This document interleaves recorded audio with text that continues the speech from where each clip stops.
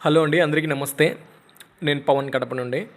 మనం ముందుగా కంగ్రాచ్యులేషన్స్ చెప్పుకోవాలి మన కమ్యూనిటీ హెల్త్ ఆఫీసర్ల తరపున కూటమి గవర్నమెంట్కి, అలాగే కూటమిలో ఉన్నటువంటి పార్టీస్కి అన్నిటికీ. అలాగే వీళ్ళు సెంట్రల్లో ముఖ్య పాత్ర పోషించబోతున్నారు, అది కూడా సంతోషకరమైన విషయం. 18th జనరల్ ఎలక్షన్లో కొన్ని ఇంపార్టెంట్ పాయింట్స్ మనం అయితే తెలుసుకుందాం. ఎందుకంటే ఇది ప్రజా తీర్పు అనేది ఏ విధంగా ఉంటుందో మనం అర్థం చేసుకోవాలి. ఇక్కడ బీజేపీలో, ఉత్తరప్రదేశ్ బీజేపీలో సీట్స్ ఎక్స్పెక్ట్ చేసిన దానికన్నా చాలా తక్కువ అయ్యాయి. ప్లస్ కాశీలో ఫస్ట్ రౌండ్లో వచ్చేసి ప్రైమ్ మినిస్టర్ అభ్యర్థి నరేంద్ర మోడీ గారు అయితే వెనకబడ్డారు ఫస్ట్ రౌండ్లో, తర్వాత గెలిచారు, అది వేరే విషయం. అండ్ అలాగే బీజేపీకి 32 షార్ట్ మెజారిటీ వచ్చింది గవర్నమెంట్ ఫామ్ చేసేదానికి. అదేవిధంగా కాంగ్రెస్ అంటే ఇండియా అలియన్స్ ఏదైతే ఉందో వారికి 2019తో పోల్చుకుంటే సీట్లు అయితే డబల్ కావడం జరిగింది. అప్పుడు 2019లో 52 సీట్స్ వస్తే ఇండిపెండెంట్ అదే కాంగ్రెస్కి ఓన్లీ, అండ్ ఇప్పుడు 99 సీట్లు వచ్చాయి. వాళ్ళ అలియన్స్తో కలుపుకుంటే అవి దాదాపు 240 వరకు వెళ్ళాయన్నమాట. అలాగే విచిత్రంగా ఒడిశాలో నవీన్ పట్నాయక్ ఓడిపోవడం జరిగింది. ఆఫ్టర్ 24 ఇయర్స్ తర్వాత బీజేపీ గవర్నమెంట్ అక్కడ వచ్చింది. అలాగే ఇండోర్లో లాస్ట్ మినిట్లో కాంగ్రెస్ అభ్యర్థి వచ్చేసి బీజేపీకి వెళ్ళాడు. అక్కడ కాంగ్రెస్ వచ్చేసి నోటాకు వేయమని ప్రచారం చేసింది. అక్కడ ప్రచారం చేయడంతో 2.18 lakhs ఓట్లు వచ్చేసి నోటాకి పోలవడం జరిగింది. చాలా తక్కువ షార్ట్ మెజారిటీతో అతను గెలిచడం జరిగింది. అదేవిధంగా కాంగ్రెస్ ఆఫ్టర్ 10 ఇయర్స్ గుజరాత్లో అకౌంట్ ఓపెన్ చేయడం జరిగింది. అంటే వాళ్ళ అభ్యర్థులు అక్కడ గెలవడం జరిగింది. ఇంకా మనం పశ్చిమ బెంగాల్ కానీ, మహారాష్ట్ర కానీ, మధ్యప్రదేశ్ కానీ చాలా టగ్ ఆఫ్ వార్గా జరిగాయి ఓటింగ్ అనేది. So once again proved democracy is that vibrant. అంటే ఎంత శక్తివంతమైందో మనం అర్థం చేసుకోవచ్చు. ప్రజలు అనేవాళ్ళు ప్రతి విషయాన్ని, ప్రతి చిన్న విషయాన్ని గమనిస్తూనే ఉంటారు. సో ప్రజలకి ఏది అవసరమో, ఆ వ్యవస్థకి నడపడానికి ఏది అవసరమో నాయకులు దాని గురించి ఆలోచన చేయాలి అనేది ప్రజలు చాలా గట్టిగా చెప్పడం జరిగింది ఈసారి. ఇక్కడ మన విషయానికి వస్తే చాలామంది, చాలా ఇతర వ్యక్తులు కావచ్చు, ఎవరైనా కావచ్చు, అంటే డౌట్, ఒక రెగ్యులరైజేషన్ గురించి అయితే డౌట్ ఉంది చాలామందికి, మన వాళ్ళకి. ఎందుకంటే వీళ్ళు రెగ్యులర్ కారు అనేది చాలామంది ఎన్హెచ్ఎం కింద ఉన్నారు, కారు అనేది చాలామంది అనుకునే ఒక విషయం అన్నమాట. కానీ ఫస్ట్ ఎంపీహెచ్డబ్ల్యూ అనేది ఫస్ట్ మనకు ఎన్హెచ్ఎం నుంచే వచ్చింది. వాళ్ళు హెల్త్ అసిస్టెంట్ నుంచి ఈరోజు వాళ్ళు గెజిటెడ్ ఆఫీసర్ వరకు ఉన్నారు అంటే కేవలం వాళ్ళ ఒక పోరాటం కావచ్చు, లేదా ఇతర విషయాలు వాళ్ళ గవర్నమెంట్కి వాళ్ళ ఇంపార్టెన్స్ కావచ్చు. ఆ రోజుల్లో అట్లా జరిగింది. సో వాళ్ళందరూ ఎన్హెచ్ఎంలో ఉన్న వాళ్ళే, వాళ్ళు స్టేట్ గవర్నమెంట్ నుంచి ఏది పుట్టుకొచ్చిన వాళ్ళేం కాదు. సో అండర్ ఎన్హెచ్ఎంలోనే ఇంపార్టెన్స్ పెరిగి వాళ్ళ పరిశ్రమ వల్ల, వాళ్ళ పోరాటం వల్ల వాళ్ళు వచ్చిన వాళ్ళే. సో మనం కూడా డెఫినెట్గా రెగ్యులర్ అయ్యేదానికి 100కి 100% ఛాన్సెస్ ఉంటాయి. బట్ అది మన చేతుల్లో ఉంది.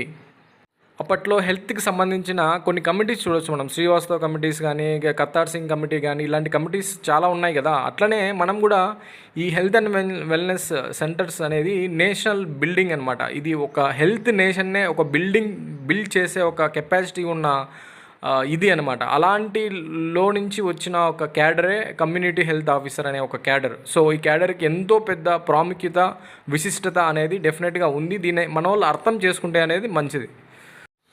సో ప్రస్తుతం మన ముందున్న సవాళ్ళు ఏంటంటే, మనం గతంలో ఏ విధంగా ఇబ్బంది పడినాము అనేవి మనం ప్రస్తుత ప్రభుత్వం మీద పెట్టాల్సి ఉంటుంది. అదేవిధంగా అక్కడే ఉండమని చెప్పడం కానీ, 8PM ఎఫ్ఆర్ఎస్ కానీ, అడ్మినిస్ట్రేషన్ ప్రాబ్లమ్స్ ఏవైతే ఉన్నాయో అవి కానీ, ఇమీడియట్ ఇంక్రిమెంట్ కానీ, మనకు రావాల్సిన ఇయర్లీ ఇంక్రిమెంట్, అలాగే regularization as per GO government of India guidelines ప్రకారం కానీ, రేషనలైజేషన్ ఆఫ్ సిహెచ్ఓస్ అంటే నథింగ్ బట్ పిహెచ్సిలో మన క్యాడర్ ఒకరు ఉంటే అది బాగుంటుందని, పరిపాలన సంబంధించిందిగా చాలా అద్భుతంగా ఉంటుంది.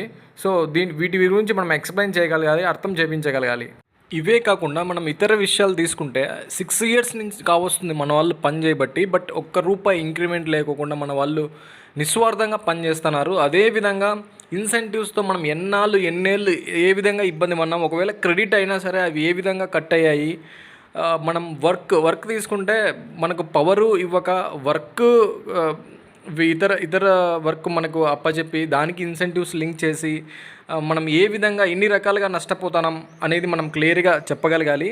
స్టార్టింగ్ కోవిడ్ నుంచి మనం అన్ని ప్రోగ్రామ్,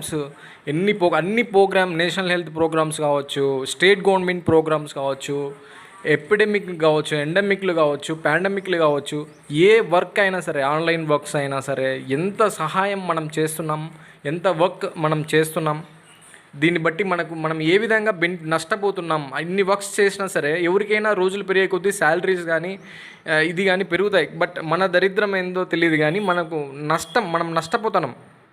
దానికి తోడు అడ్మినిస్ట్రేషన్ పవరు ఇవ్వకోకుంటే మనం రూట్ లెవెల్లో ఏ విధంగా మన స్టాఫ్తో కానీ మన టీంతో కానీ మనం కలిసి ఒక పనిని హార్ట్ఫుల్గా చేయగలం అనేది కూడా ఆలోచించగలగాలి. సో కాలానికి అనుగుణంగా హెల్త్ రూరల్లో ఎంత ఇంపార్టెంట్ అనేది మనం తెలియజేయగలిగి అక్కడ ఒక రెగ్యులర్ క్యాండిడేట్, ఒక డిగ్రీ బేస్డ్ క్యాండిడేట్ ఎంత ఇంపార్టెంట్ అనేది మనం తెలియజేయగలగాలి. సో ఎప్పుడో సెంట్రల్ గవర్నమెంట్ కొన్ని సంవత్సరాల తర్వాతే 2 years తర్వాతే ఇవ్వడం జరిగింది వీళ్ళని రెగ్యులర్ చేయమని. సో ఈ పాయింట్ని మనం గవర్నమెంట్కి రిప్రజెంట్ చేసి మన ఇంపార్టెన్స్ తెలిపి మనం అడిగితే తప్ప రెగ్యులర్ చేయని పరిస్థితులు అయితే ఉంటాయి డెఫినెట్గా. సో ఈ విషయాన్ని అందరూ గుర్తుపెట్టుకొని మన కష్టం వృధా కాకూడదని నేనైతే అనుకుంటున్నాను.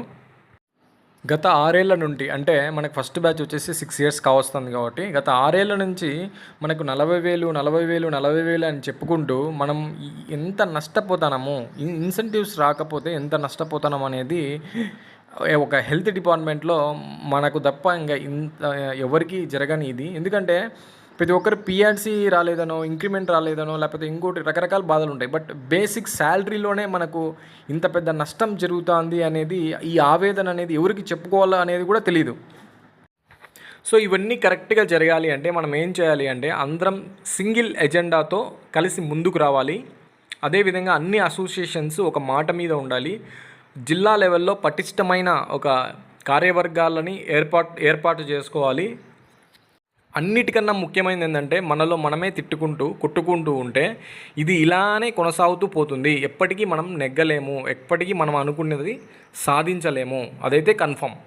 ఎవరైతే అసోసియేషన్ నాయకులు అని చెప్పుకుంటున్నారో వాళ్ళు అన్ని జిల్లాలు తిరగాలి, సొంతంగా లీడర్స్ని తయారు చేయాలి, వాళ్ళే నిలబెట్టాలి, వాళ్ళే ప్రతి చిన్న విషయాన్ని వాళ్ళే పూసగుచ్చినట్టు చెప్పి లీడర్స్ని తయారు చేసి ఒక పవర్ఫుల్ యూనియన్ అనేది తయారు చేసే విధంగా అడుగులు వేయాలి.